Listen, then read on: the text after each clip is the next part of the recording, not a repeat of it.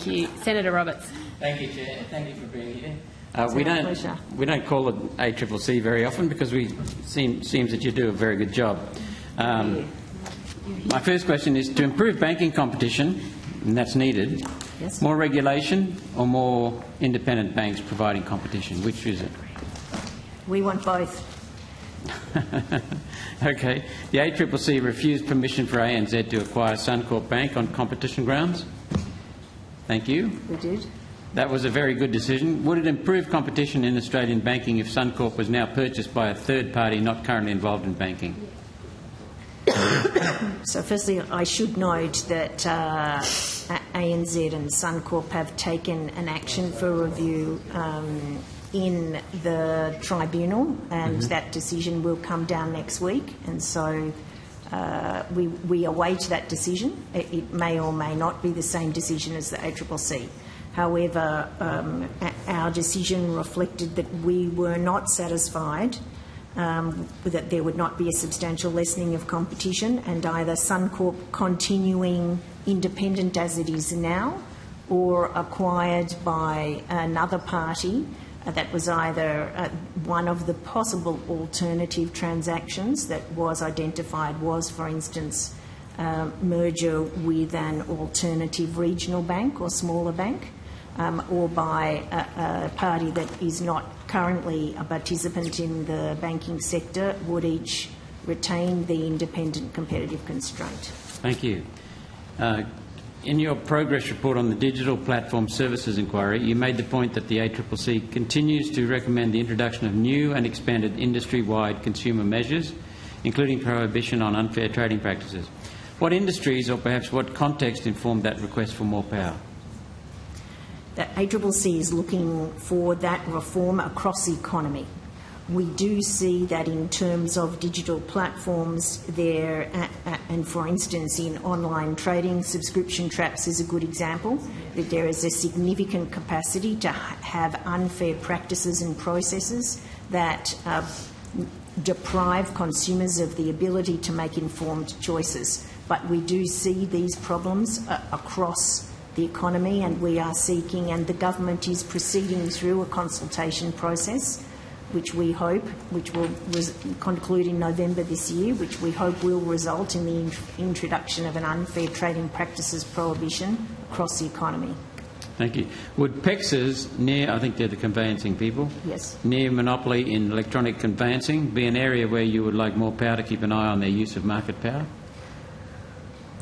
We are hopeful that ARNEC, which is the current regulator, will be in a position to require compliance with the steps towards interoperability which have been hoped and planned, so that there will be a capacity to result in meaningful competition. You approved the merger of Armaguard and Prosegur cash handling businesses against opposition from the free market, who feared losing the ability to negotiate on price with the justification of keeping these businesses going. Are you confident the merged entity is viable and capable of holding 90% of the Australian market long term, say out to 2030?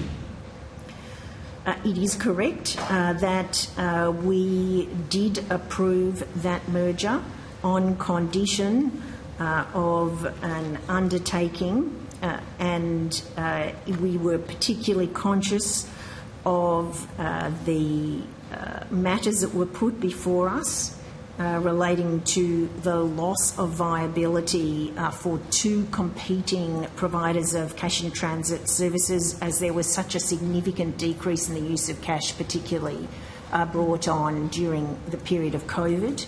Under that undertaking, which is effective for 3 years, the merged entity is required to continue to offer the services to all locations that are currently serviced, and it also limits the ability to reduce service levels and raise prices. And we do monitor compliance with all undertakings we accept. We do know that the merged entity states that there have been further changes and that those put in question its continued viability.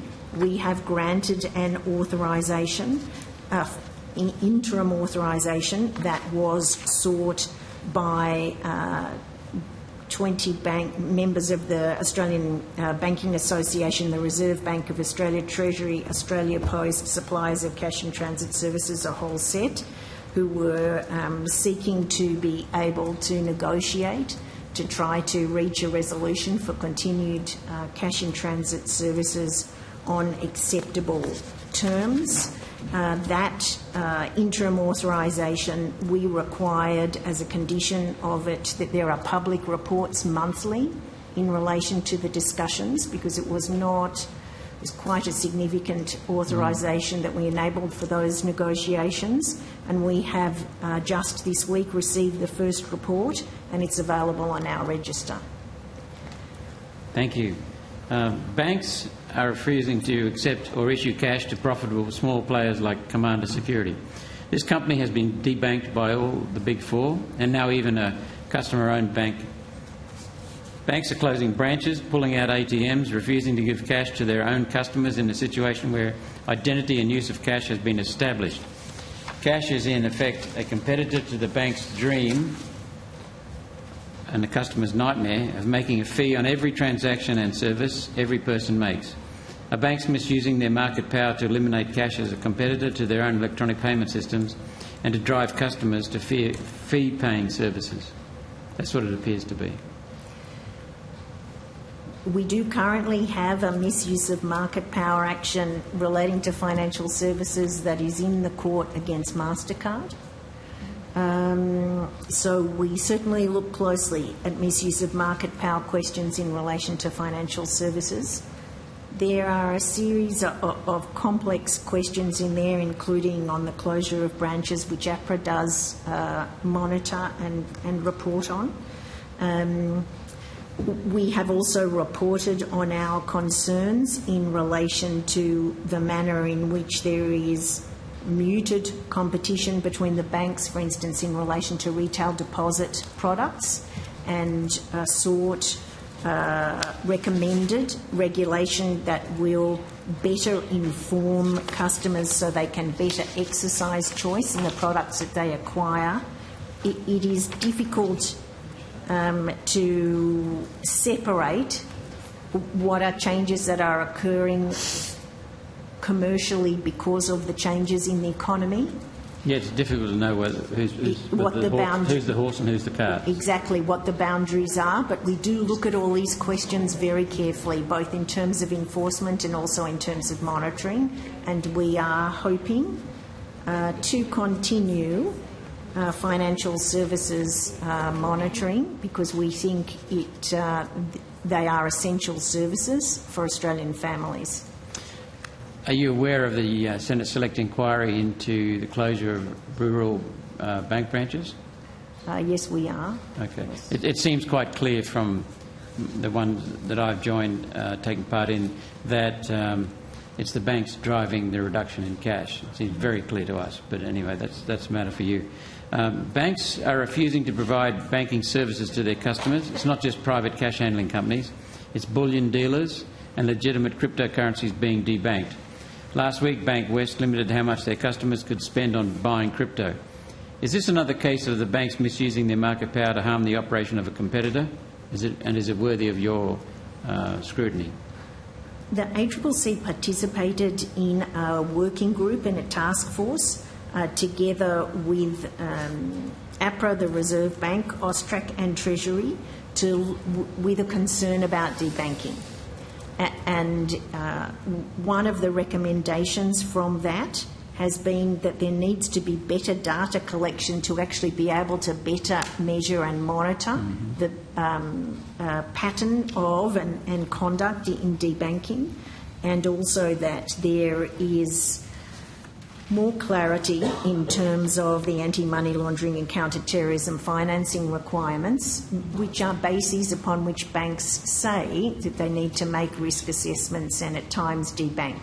So it was a desire to try to reduce that conduct. Something that few people seem to be aware of, I'm guessing you are aware of it, the major banks, the big four banks, they would seem to be one bank with four logos. And I say that because their services are similar, strategies are similar, Their mode of operating are similar. They're largely owned, as I see it, by super funds who don't take an active interest, by mums and dads who don't take an active interest. And that leaves a controlling interest in the hands of four or five major predatory global companies: BlackRock, Vanguard, State Street, First Street, and one other. So they control, it seems, the big four banks. The banks have enormous power here. They have enormous legal power. They've got deep pockets to hire the best lawyers. They've got complex regulations that they can hide behind and really beat up on an individual. They've got enormous market power. I think they have 90% of the cash deposits. They have enormous financial power. And, as I said, they have regulation. They hide behind regulations. This is a very long last question, Senator Roberts. Is there any thought of giving scrutiny or understanding to the companies that I mentioned, BlackRock, Vanguard, State Street, First State, and their influence over each of the big four banks that they control? What we've certainly been contemplating is the benefits of continued monitoring, particularly in relation to key services that the banks provide. Also, a part of the Suncorp ANZ decision looked at concerns in terms of the capacity of the major banks with very similar business models to engage in a problem of what is called concerted effects, because in effect their response to competitive signals is similar. Yep. Because of a similar structure. So we are conscious of those risks, and we do seek, both through monitoring and also through powers that we have in relation to concerted practices, to watch carefully for this sort of concerns. Because we do know that the BlackRock, Vanguard, State Street control a lot of major companies around the world and control a lot of companies and a lot of industries. Thank you, Senator Roberts.